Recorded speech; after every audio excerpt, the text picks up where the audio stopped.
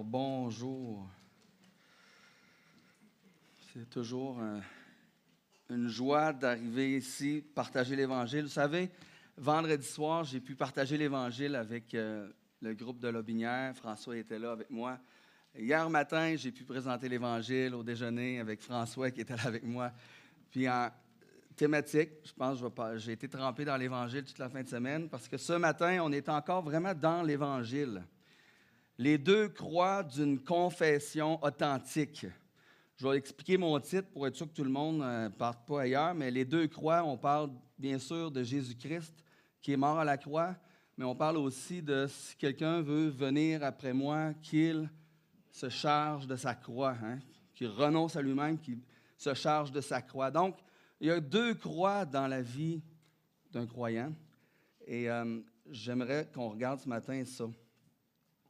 Vous savez, il y a plusieurs questions importantes dans la Bible. J'aime les questions dans la parole. C'est des questions qu'il faut répondre. La première, dans Genèse, vous savez, Adam et Ève qui pêchent, qui se cachent. Qu'est-ce que Dieu fait? Il les cherche. Question, où es-tu? Ça, c'est une question que Dieu pose à tout le monde. Chaque être humain sur la planète qui a décidé de vivre sa vie, mais Dieu cherche. Dieu dit, où es-tu? Une autre question que j'aime beaucoup, il y en a quand même d'autres dans l'Ancien Testament, mais je ne veux pas toutes les passer une après l'autre, mais dans le Nouveau Testament, quand Jésus, il dit, je suis né, je suis venu dans le monde pour rendre témoignage à la vérité. Et là, Pilate, qu'est-ce qu'il pose comme question? Qu'est-ce que la vérité? Bien, ça aussi, c'est une question qu'il faut répondre. C'est quoi la vérité? Puis j'ai un de mes amis, pas chrétien, qui a été, mais qui a abandonné, puis qui dit hey, « Je suis encore à la recherche de la vérité. » Bien, il faut répondre à cette question. Et Pilate aussi, il va dire un petit peu plus tard, « Que ferais-je donc de Jésus qu'on appelle Christ? » Ça, c'est une question qu'il faut répondre. Qu'est-ce que je vais faire de Jésus? Et ce matin, on en a une vraiment intéressante aussi dans Marc 8. Qui dites-vous que je suis? Alors, ce matin, on va regarder ensemble qu'une vraie confession qui sauve, une confession authentique, implique deux croix dans la vie du croyant. Et on va regarder premièrement cette belle confession. Je vous invite à tourner, si ce n'est pas déjà fait, dans Marc au chapitre 8. Donc, dans la confession, c'est Pierre qui reconnaît Jésus comme le Christ. Vous pouvez partir peut-être parce que là, je vais avoir 40 minutes tout le matin. Je finirai jamais. Merci. Je suis content, j'avais besoin de plus de temps ce matin. Lisons ensemble. Donc, tout le monde est dans Marc 8, au verset 27. Jésus s'en alla avec ses disciples dans les villages de Césarée de Philippe. Et il leur posa en chemin cette question, « Qui suis-je au dire des hommes? » Ils répondirent, « Jean-Baptiste, les autres, Élie, les autres, l'un des prophètes. » Et on va lire par section. Hérode était un de ceux qui croyaient que Jésus était la résurrection, Jean-Baptiste qui était ressuscité. On voit ça dans Marc 6. Mais aujourd'hui, qu'est-ce que les gens disent? Et justement, quelqu'un est allé dans la rue pour poser cette question-là. Fait que François, tu es encore avec moi ce matin pour présenter l'Évangile. C'est François qui est allé dans la rue. On va regarder ça ensemble. Qu'est-ce que les gens disent? Qui Jésus est? Je n'aurais pas dit qu'il y avait du son, puis ils ne l'ont pas mis. Mais je ne suis pas nécessairement. Moi, Jésus, c'est pas quelqu'un de bien spécial pour moi. Un grand prophète, peut-être. Enfin, quelqu'un qui a beaucoup changé l'humanité, qui a créé une religion qui, à l'origine, était excellente, maintenant peut-être un peu moins, à cause de certains déraillements au cours des siècles. Un point de repère. Disons que je ne suis pas pratiquante, mais je crois qu'il y a vraiment quelqu'un. Comme un grand frère. Ouais, comme un grand frère, puis c'est sûr qu'il est passé sur terre parce que ses paroles sont tellement profondes, là. Des fois, tu lis, tu dis, qu'est-ce que vous lui dites? C'est pas évident à comprendre, là. qui j'ai dû apprendre par cœur toute son histoire, tu sais, puis qui a fait l'affaire, je pense qu'il a été récupéré. C'est une personne qui a vécu, puis qui a été récupérée par un système, là, l'Église catholique ou peu importe, là. Jésus, c'est le Fils de Dieu. C'est lui qui est venu s'offrir pour réparer la gaffe du début, on va dire ça de même. Un homme qui a vécu et qui est décédé il y a très, très longtemps. Et je ne lui octroie pas les miracles que l'Église lui donne. Parce que, selon moi, c'est quelque chose qui a étonné probablement à l'époque. Ça s'est transmis, mais moi, je pense que c'était juste un homme. Jésus, pour moi, c'est le maître de l'univers. D'un point de vue humain, c'est le meilleur exemple possible. Puis d'un point de vue spirituel, c'est la représentation de Dieu sur Terre. C'est un homme comme tout le monde qui a passé, puis il devait être vraiment remarquable, parce qu'on en parle encore aujourd'hui. Mais c'est rien d'autre qu'un homme comme tout le monde. Je pense qu'on est tous des petits Jésus. Il y en a des meilleurs que d'autres, mais je pense qu'on est tous. Je pense qu'on a affaire à tout ça. Alors, on voit quand même que c'est intéressant parce que, bon, aujourd'hui, on ne dit plus que c'est Jean-Baptiste. Personne n'a dit Jean-Baptiste ou Élie. On a entendu prophète, mais on a toutes sortes de nouvelles idées à propos de Jésus. Ça, c'est contemporain à nous, ça. Maintenant, Jésus se tourne vers les disciples. Et vous, verset 29, leur demanda-t-il, qui dites-vous que je suis? Et là, Pierre répond, tu es le Christ. Et Jésus leur recommanda sévèrement de ne dire cela de lui à personne. Donc, le point central de cette section de passage ici, c'est vraiment l'identité de Jésus. Il est le Messie. Et moi, j'imagine que ce matin, si je passe un papier avec un crayon, puis je vous demande la question « Qui est Jésus? » Possiblement que tout le monde ici pourrait faire une belle confession, puis écrire qui Jésus est. Mais reconnaître son identité ne fait pas de nous automatiquement ses enfants. Moi, j'entends souvent des chrétiens, puis ça me fait rire à chaque fois, ça arrive quand même régulièrement, ils disent « Hey, as-tu vu tel acteur est chrétien? Ou tel artiste, ou tel chanteur? » Puis là, quand je dis pourquoi, je dis « Bien, parce qu'il a dit le mot Jésus dans une de ses phrases. » Ou des fois, il a dit que Jésus, c'était son sauveur, ou il a dit Jésus, c'est le Fils. Il a dit une vérité sur l'identité de Jésus. Mais très, très souvent, je ne dis pas que c'est toujours faux, mais très, très souvent, je vais fouiller, j'aime aller au... Puis très, très, très... La majorité du temps, c'est des sympathisants, beaucoup plus que des vrais croyants. Les deux personnes qu'on a entendues vers la fin, ils ont donné des bonnes réponses. Hey, Jésus, c'est le maître de l'univers. Mais je ne peux pas vous garantir que c'était des gens vraiment nés de nouveau. Je veux dire, la madame qui a dit le maître de l'univers, peut-être si je continue de jaser avec, elle va me parler que finalement, oui, c'est le maître de l'univers, mais il est un peu en nous, en tout, puis que finalement, c'est une vision plus panthéiste de Dieu. Donc, je ne sais pas, moi, c'est quoi vraiment dans son cœur. Luc, dans Luc, il nous parle d'un démon qui appelle Jésus le Saint de Dieu. Dans Matthieu, en fait, dans Marc et Luc, avant, on a Légion. Vous vous rappelez de Légion? Hein? C'était un qui avait plusieurs. Il va appeler Fils du Dieu très haut. Des belles confessions. C'est vraiment le titre du Seigneur. Oui, il est le Fils du Dieu très haut. Oui, il est le Saint de Dieu.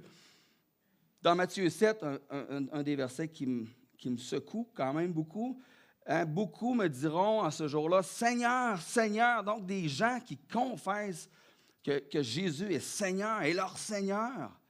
Et Jésus va leur répondre, « Je ne vous ai jamais connu ». Si ma compréhension est bonne de la chronologie là, dans la Bible, je crois que c'est la première fois que quelqu'un ici déclare directement à Jésus qu'il est le Messie, le Christ.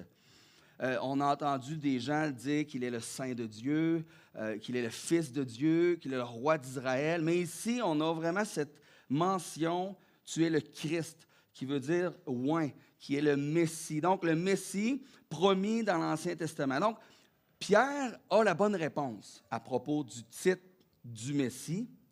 Par contre, ça, c'est important de bien suivre, il n'a pas la bonne compréhension du rôle du Messie.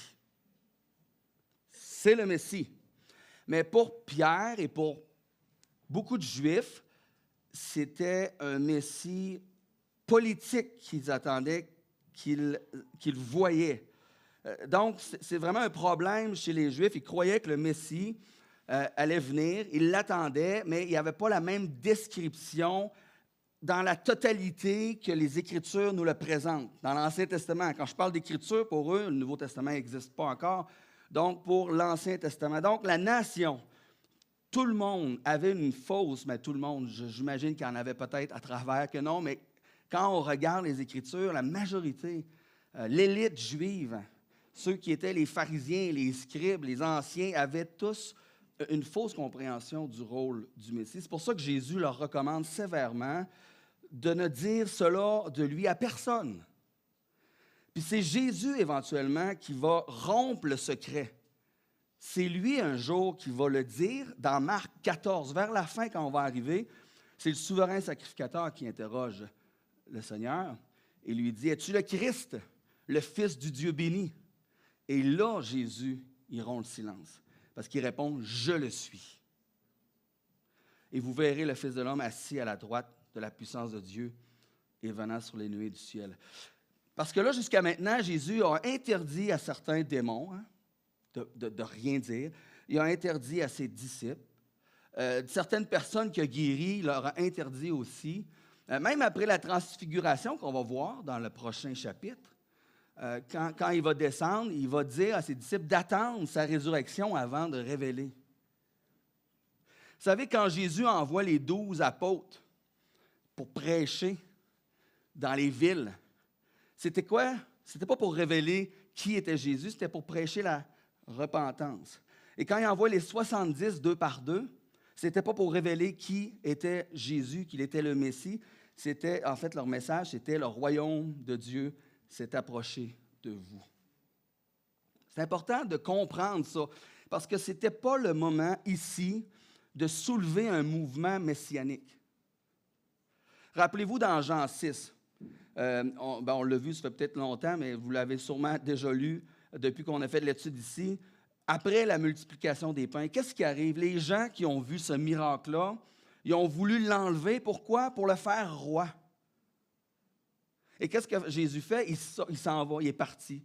Parce que ce n'était pas le moment d'établir le royaume politique puissant pour conquérir l'envahisseur qui sont les Romains dans ce temps-là. Si les disciples commencent à proclamer que Jésus est le Messie, mais à chaque fois que Jésus va se rendre quelque part, les gens vont vouloir faire la même chose. Ils vont vouloir l'enlever pour le faire roi. Donc, c'était dangereux d'utiliser publiquement ce titre-là, parce que ce titre-là avait une connotation parmi les Juifs très différente de ce que Jésus considérait comme sa mission. Jésus n'est pas venu en sauveur politique. Jésus est venu pour offrir sa vie, pour mourir pour nous, pour le péché, pour porter sur lui la colère de Dieu. C'était la mission du Seigneur. Ce n'était pas pour régner puis chasser les Romains. C'était pour mourir pour le péché. Donc, les disciples ont certainement la bonne réponse à l'identité de Jésus. Il est le Messie, mais ils n'ont pas la bonne compréhension. Et c'est là, à ce moment-là, que Jésus commence à révéler aux disciples le vrai rôle du Messie. C'est ça qu'on voit dans la suite du texte, qu'il doit souffrir, qu'il doit mourir. Et là, les disciples, ils ont bien de la misère à accepter ça. Ils ne comprennent pas. Alors, on va voir maintenant la croix du Maître. C'est la première croix qui fait partie de la vie d'un croyant. On pourrait aussi l'appeler la croix de la rédemption. On va lire à partir du verset 31 jusqu'à 33. Alors, il commença à leur apprendre qu'il fallait que le Fils de l'homme souffre beaucoup, qu'il soit rejeté par les anciens, par les principaux sacrificateurs et par les scribes. Donc, c'est les trois groupes principaux des hommes de l'élite religieuse. Qu'il soit mis à mort et qu'il ressuscite 3 jours après. Il leur disait ces choses ouvertement. Et Pierre, l'ayant pris à part, se mit à le reprendre. Mais Jésus, se retournant et regardant ses disciples, réprimanda Pierre et dit, « Arrière de moi, Satan, car tu ne conçois pas les choses de Dieu, tu n'as que des pensées humaines. »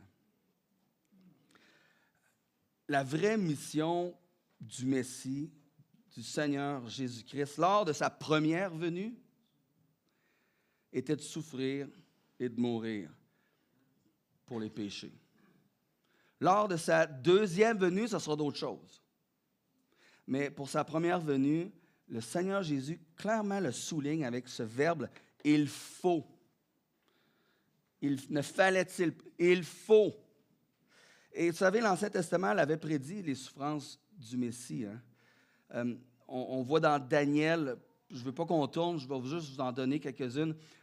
Après les 62 semaines, donc la prophétie de Daniel, le Messie sera retranché. Il n'y aura pas de successeur. À Ésaïe 53, vous connaissez Ésaïe 53? Le serviteur souffrant. Clairement démontre les souffrances de ce serviteur-là, qu'on sait que ce texte-là est attribué au Seigneur Jésus-Christ. Mais l'Ancien Testament prédit autre chose. Puis c'est ça qui est mêlant un peu pour les Juifs. Parce que l'Ancien Testament prédit aussi un Messie glorieux. Daniel 7 parle d'un fils de l'homme recevant domination, recevant gloire et royauté. Ésaïe, il parle du serviteur souffrant, mais Ésaïe aussi parle du roi glorieux, parce qu'il décrit dans Ésaïe 9 un roi puissant qui va gouverner avec justice. Alors, les disciples, il faut se mettre dans leur peau, parce que c'est facile de juger, de dire « Ah, mais ils n'ont pas compris, eux autres. » Ils ont grandi avec cette vision-là d'un Messie glorieux qui chasserait l'envahisseur, les Romains, parce que là, c'est les Romains qui dominent, puis qui allaient établir le règne de Dieu sur la terre. Alors, ce que Jésus leur dit, c'est incompatible avec la vision qu'ils ont. Ça ne fonctionne pas. Même si c'est Jésus qui le dit, ça ne marche pas pantoute. Ils ne peuvent pas comprendre. Puis même s'il y a Ésaïe 53 qui nous parle des souffrances, vous savez qu'il y a certains, même encore aujourd'hui, certains rabbins juifs qui associaient le serviteur souffrant à Israël. Donc, ce n'est pas le Messie, ça, c'est Israël. Donc, on attend un Messie glorieux, puis on n'a pas de place pour d'autres choses. Puis moi, je fais une petite application parce que vous savez quoi? On vient tous d'arrière-plans différents. On a tous été enseignés dans une église, dans une famille. On a tous grandi avec une vision du christianisme qui est différente. Plus ou moins. Ça se ressemble beaucoup. Mais selon notre arrière-plan, ça peut être différent. Puis moi, ça me rappelle l'importance des Écritures. L'importance d'aller sonder, d'aller voir qu'est-ce que la parole de Dieu dit. Puis moi, je me rappelle, je ne veux pas nommer l'Église nécessairement, mais j'avais été dans une certaine Église. Puis à un moment donné, pendant la réunion du soir, j'étais fâché, je me suis levé, je suis sorti. Parce que ce que j'entendais, c'était comme, c'est où? C'est où que ça se dit, ça? Où est-ce que je peux appuyer ce que j'entends, puis je ne trouve pas? Puis la personne ne me le disait pas, puis elle ne pouvait pas, parce que ce qui était dit, ce n'était pas dans la parole. Fait que moi, on est encouragé à aller voir, à creuser les Écritures, personnellement, nous-mêmes. Même ici, on dit quelque chose, aller voir les Écritures, sondez-les, fouiller la parole de Dieu. Il faut la lire, il faut l'étudier. Et là, Pierre reprend Jésus. Puis dans Matthieu 16, il y a un petit ajout que Marc ne dit pas, mais dans Matthieu 16, Pierre va dire « À Dieu ne plaise, Seigneur, cela ne t'arrivera pas. » on peut sentir peut-être une arrogance, peut-être, je ne sais pas, mais je ne pense pas que Pierre, il se pense meilleur que Jésus. En tout cas, personnellement, j'ai vraiment juste cette impression que pour Pierre, pour les disciples, c'est impensable que le Messie soit mis à mort. On mettait à mort des blasphémateurs. Regardez tout dans l'Ancien Testament, qui qu'on lapidait, qui qu'on tuait. Pas le Messie. Alors pour Pierre, c'est comme si ça ne marche pas dans sa compréhension. Alors il ose reprendre Jésus. Oui, non, ça ne t'arrivera pas. Dis pas ça. Dis pas ça, Seigneur, ça ne t'arrivera pas. Et vous savez quoi? Là, regardez comment ça s'en va, là, cette histoire-là. Même avec les expressions, là, Jésus leur explique. Mais ils ne comprennent pas. Comment ça, tu dis ça? Ils ne comprennent pas. Dans le chapitre prochain qu'on va voir, là, dans les prochaines semaines, c'est écrit que Jésus continue de leur enseigner. Quoi? Que le Fils de l'homme va être livré entre les mains des hommes. Ils vont le faire mourir. 3 jours après, qu'il va être mis à mort, il va ressusciter. Mais les disciples ne comprenaient pas cette parole et ils craignaient de l'interroger. Ils ne comprennent pas. Mais ça peut-tu être plus clair? Même après la résurrection, on se dirait, ben là, hey, tout est fait, il est souffert, il est mort, il est ressuscité. Jésus doit leur ouvrir l'esprit. Moi, ça me fascine.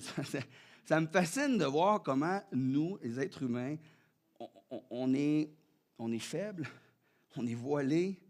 Jésus doit leur ouvrir l'esprit pour comprendre les Écritures. Le Saint-Esprit n'est pas encore donné, puis le Seigneur doit intervenir, parce qu'il va dire dans Luc, ce chemin d'Emmaüs, dans Luc 24, « Ô homme sans intelligence, et dont le cœur est lent à croire tout ce qu'ont dit les prophètes, ne fallait-il pas que le Christ souffre ces choses et qu'il entre dans sa gloire? » Donc, même après la patente, tout ça a été fait, tout ce que Jésus il est mort, enseveli, ressuscité, ils ne croient pas encore. Ils ne comprennent pas encore. On va le dire plus de même.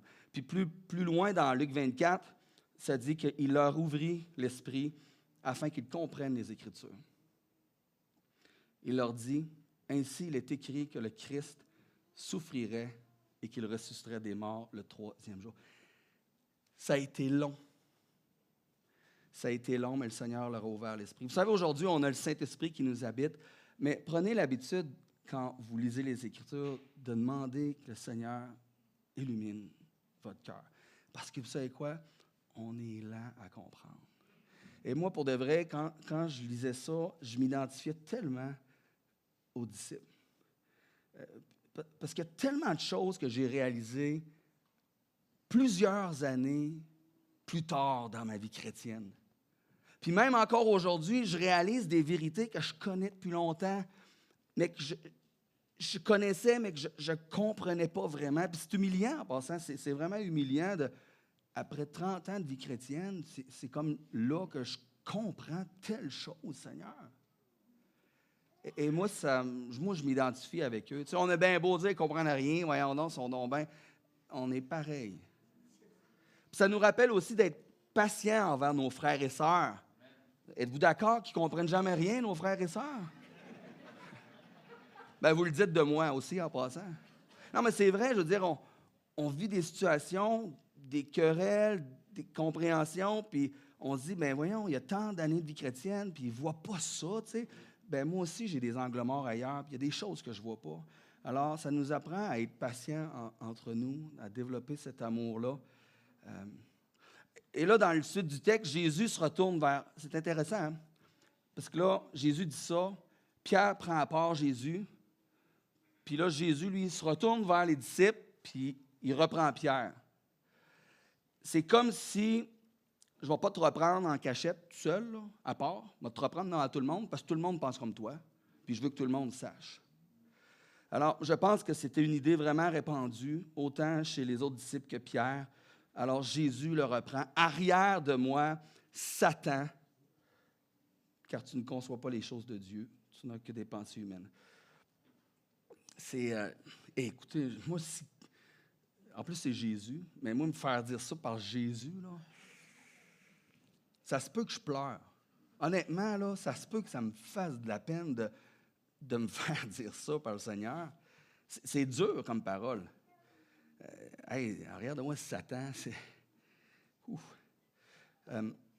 J'espère que personne un jour va aller me dire ça, si je fais quelque chose qui est vraiment que vous pensez que je n'aurais pas dû faire. Puis... Mais il ne faut pas penser qu'ici, Pierre était possédé par Satan, mais il s'est fait l'instrument de Satan. Puis Jésus a appelé Pierre Satan parce que Pierre jouait le rôle de Satan. Vous vous rappelez, dans le désert, quand Satan, qu'est-ce qu'il a dit à Jésus? Il dit, hey, prosterne-toi devant moi, puis je vais tout te donner ces royaumes-là, ces choses-là. Qu'est-ce que Satan voulait faire? Il voulait détourner Jésus de sa mission. Il voulait lui offrir la royauté sans la croix. Mais Pierre, ici, il veut éviter la croix à Jésus. Donc, c'est le même, il s'en va à la même place que Satan. Alors, c'est pour ça que Jésus dit, arrière de moi, tout en ayant cette bonne intention. Pierre, il n'a pas fait ça pour mal faire. Bonne intention, mais il fait l'œuvre du diable. Puis ça aussi, frères et sœurs, ça m'a frappé là, quand je méditais là-dessus. Faisons attention, mes chers frères et sœurs, de ne pas faire l'œuvre du diable tout en pensant qu'on est dans la volonté de Dieu. Parce que là, bon, ils font ça, puis moi, dans ma tête, c'est clair que c'est pas ça la volonté de Dieu, puis peut-être que je me trompe, peut-être que c'est vraiment... Donc, faisons attention que même avec nos bonnes intentions, de ne pas faire l'œuvre du diable tout en pensant être dans la volonté de Dieu. Donc, la vraie mission du Messie, c'était de souffrir. C'était de mourir pour les péchés, pour nous offrir le salut, qu'on puisse être pardonné. Le salut passe par une confession authentique, mais qui a une saine compréhension de la croix de notre Seigneur Jésus-Christ. Il faut comprendre la croix. C'est pour ça que c'est important de l'expliquer. C'est pour ça que dans les déjeuners de l'espoir, François, il finit toujours en s'assurant que la croix a été bien comprise par les gens qui étaient là. Il faut comprendre c'est quoi que le Seigneur a fait sur cette croix. Dans la dernière partie qu'on regarde ensemble, Jésus va maintenant expliquer à ses disciples c'est quoi un vrai disciple. Vous savez, si leur vision du Messie était erronée, peut-être que leur vision d'un disciple était aussi erronée. Puis peut-être que votre vision du Messie n'est pas erronée, c'est clair pour vous. Un Messie, Jésus, Fils de Dieu, est mort. Vous comprenez l'Évangile, vous saisissez l'Évangile, mais peut-être que vous avez une compréhension erronée de c'est quoi un disciple. C'est ce qu'on va regarder. On va regarder la croix du disciple. On va lire versets 34 à 38. Puis, ayant appelé la foule avec ses disciples, il leur dit, « Si quelqu'un veut venir après moi, qu'il renonce à lui-même, qu'il se charge de sa croix et qu'il me suive. Car celui qui voudra sauver sa vie la perdra. Mais celui qui perdra sa vie, à cause de moi et de la bonne nouvelle, la sauvera. Et que sert-il à un homme de gagner tout le monde s'il perd son âme? Que donnerait un homme en échange de son âme? Car quiconque aura honte de moi et de mes paroles au milieu de cette génération adultère et pécheresse, le Fils de l'homme aura aussi honte de lui quand il viendra dans la gloire de son Père avec les saints anges. » Il y a un paradoxe frappant dans l'Évangile. Moi, ça me fascine. Les paradoxes dans la parole, il y en a beaucoup. Et celui-là me fascine. Parce que d'un côté, on dit quoi? Que c'est un don gratuit. Hein? Jamais que je vais essayer de vous vendre l'Évangile. C'est gratuit. On le sait, c'est ce qu'on dit. C'est un don gratuit de Dieu. On n'a rien à faire, sauf accepter ce cadeau. On doit répondre à l'Évangile. De l'autre côté, il n'y a rien au monde qui va vous coûter aussi cher que suivre Jésus. Parce qu'il faut être prêt à tout sacrifier pour le suivre. Tout sacrifier. Même notre vie. J'ai tombé sur l'histoire d'Adoniram Judson. Je ne sais pas si vous avez déjà entendu. C'est un missionnaire en Birmanie, 19e siècle. Et avant de partir, il a demandé la main d'Anne Hasseltine ou Tyne dans une lettre qu'il a adressée à son père. Et on va lire la lettre ensemble. Il dit, je dois maintenant vous demander si vous pouvez consentir à vous séparer de votre fille au début du printemps prochain, à ne plus la voir dans ce monde. Pouvez-vous consentir à ce qu'elle parte pour une terre païenne et qu'elle soit soumise aux difficultés et aux souffrances d'une vie missionnaire? Pouvez-vous consentir à ce qu'elle soit exposée aux dangers de l'océan, à l'influence fatale du climat méridional de l'Inde, à toutes sortes de privations et de détresse, à l'avilissement, à l'insulte, à la persécution et peut-être à une mort violente? Pouvez-vous consentir à tout cela pour l'amour de celui qui a quitté sa maison céleste et qui est mort pour elle et pour vous, pour l'amour des âmes immortelles qui périssent, pour l'amour de Sion et pour la gloire de Dieu? Pouvez-vous consentir à tout cela dans l'espoir de rencontrer bientôt votre fille dans le monde de la gloire avec une couronne de justice illuminée par les acclamations de louanges qui retentiront à l'adresse de son Sauveur, de la part des païens sauvés, par son intermédiaire, du malheur et du désespoir éternel?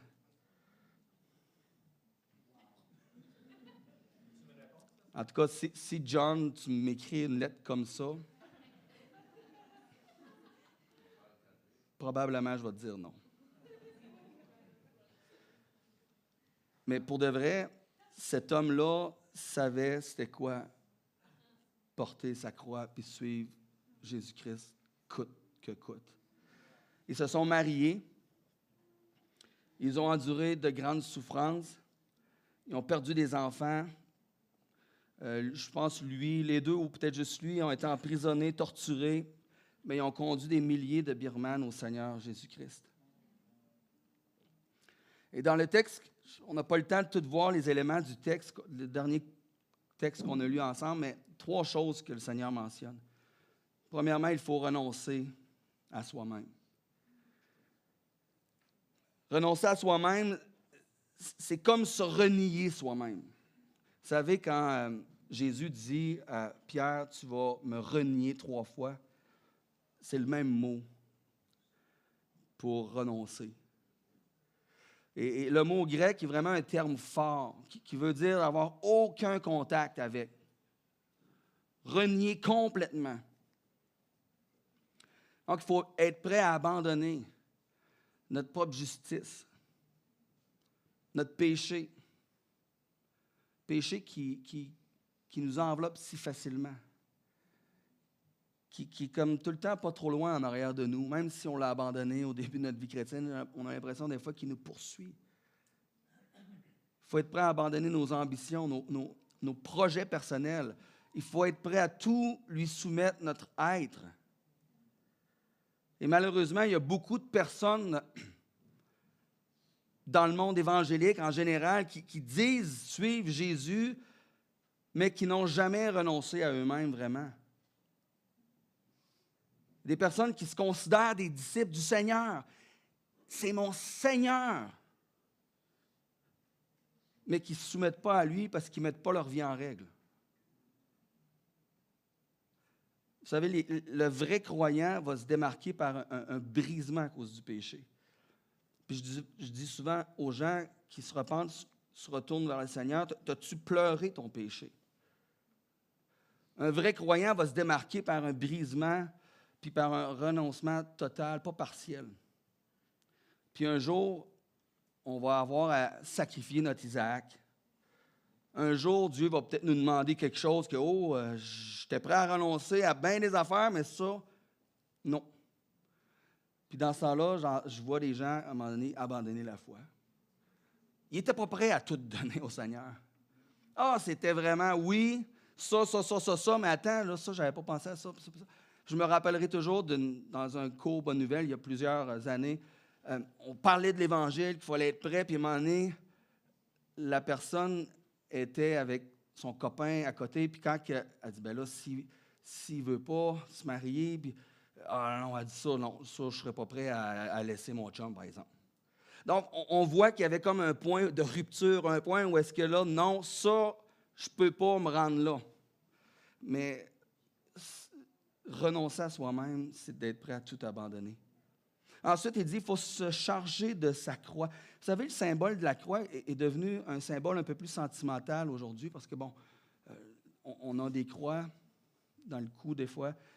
On peut avoir, des fois, j'ai vu des petits tatouages ou des autocollants, puis je ne pense pas que c'est mal. Je ne suis pas en train de dire que c'est mal.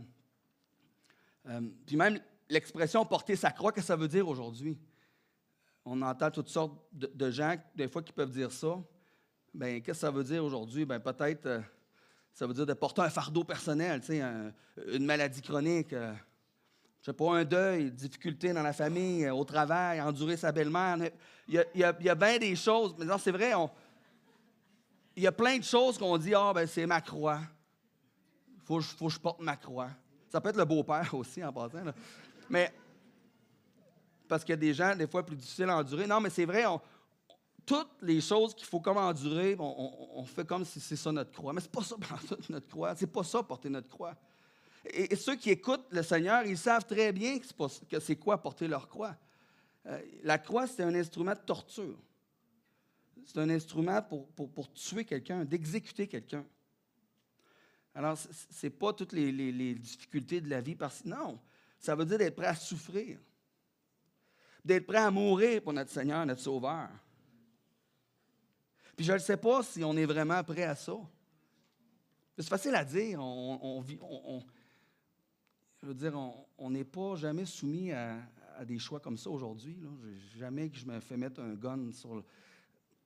Je ne sais pas. On espère être prêt, mais... Je veux dire, si on a de la difficulté à renoncer au plaisir temporaire que procure le péché, si on manque de courage pour obéir à des commandements qui sont clairs dans la parole, qui sont même inoffensifs pour notre vie, mais comment est-ce qu'on va réagir devant la menace de la souffrance et de la mort? Mais c'est ça que le Seigneur dit. Il faut que tu sois prêt à aller souffrir, mourir. Puis peut-être un jour, on va avoir à faire ces choix-là, ici même au Québec. Et la troisième chose, il dit, il faut le suivre. Suis-moi. Ça veut dire quoi, suivre Jésus? Est-ce que je suis Jésus? Normalement, quand on se colle à une personne, je ne sais pas, mettons, on voit une place, puis on se colle à une personne, puis on veut la suivre, c'est parce qu'on s'affectionne de la personne. Moi, je vais te coller au basque toute la fin de semaine parce que je n'ai pas d'autres amis, puis je veux être avec toi. Bien, c'est parce qu'on aime la personne. Est-ce que j'aime Jésus? Puis au Shepherd Conference, je pense que c'est Paul Washer qui a posé cette question-là. Est-ce que vous aimez Jésus? Ah, mais c'est facile à dire oui. Hein? Mais là, Paul Washer dit, non, je n'ai pas demandé est-ce que tu aimes venir à l'Église.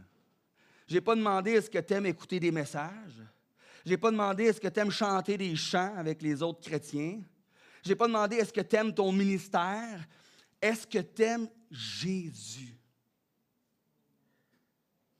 OK, là, la question est comme un petit peu différente, elle est un petit peu plus profonde. Est-ce que j'aime Jésus? Puis si la réponse est oui, je le démontre comment? Bien, en le suivant, en passant du temps avec lui. On a parlé mercredi du culte, temps de prière. En l'écoutant, en lui obéissant. Une confession authentique reconnaît la croix du Maître qui a donné sa vie pour nos péchés. Une confession authentique implique aussi la croix du disciple, qui est un engagement absolu de toute notre être. Que seuls ceux qui acceptent de tout perdre ici-bas vont gagner une vie nouvelle avec le Seigneur. Pas les autres. Puis il faut être prêt à perdre tout ici-bas. Et je conclue avec l'histoire. Écoutez, je ne sais pas si je l'ai déjà raconté. Si oui, je m'en excuse. Mais des fois, je raconte à des endroits, puis j'oublie un peu. Je sais que je l'ai raconté à l'heure de la bonne nouvelle. Mais c'est l'histoire de William Borden, 1887 à 1913. Donc, vous allez reconnaître qu'il est mort très jeune. Mais c'était l'héritier d'une famille, une des familles les plus riches des États-Unis au début du 20e siècle. Les plus riches, je ne sais pas l'ordre des richesses, mais très riches, on va dire. À 16 ans, il a fait un voyage missionnaire autour du monde, puis il a ressenti cet appel de consacrer sa vie au service de Dieu, hein, de tout abandonner pour servir le Seigneur. Puis en rentrant chez lui, il a écrit dans son journal 2 mots. Aucune réserve. No reserve. Il voulait tout consacrer. Tout ce qu'il avait, il voulait le donner à Dieu. Et là, il y a plein du monde autour de lui qui, voyons, tu gâches ta vie. Mais là, il a écrit un autre 2 mots dans son journal. En anglais, c'était 2 mots. En français, ça se traduit « aucun retour en arrière ». C'était « no turning back », 3 mots. Aucun retour en arrière. Il voulait foncer, même si les gens disaient « ouais, tu gâches ta vie, puis voyons, tu es un héritier ». Non, il voulait foncer pour Dieu sans jamais faire marche arrière. À 24 ans, il est parti en Égypte. Il a laissé derrière lui une fortune de plus d'1 million de dollars qu'il a donné à des missions, puis à l'Église. Puis il est parti. 1 an plus tard, il attrape la méningite, puis il meurt à 25 ans. Puis dans sa Bible, on a retrouvé une 3e inscription, « Aucun regret ».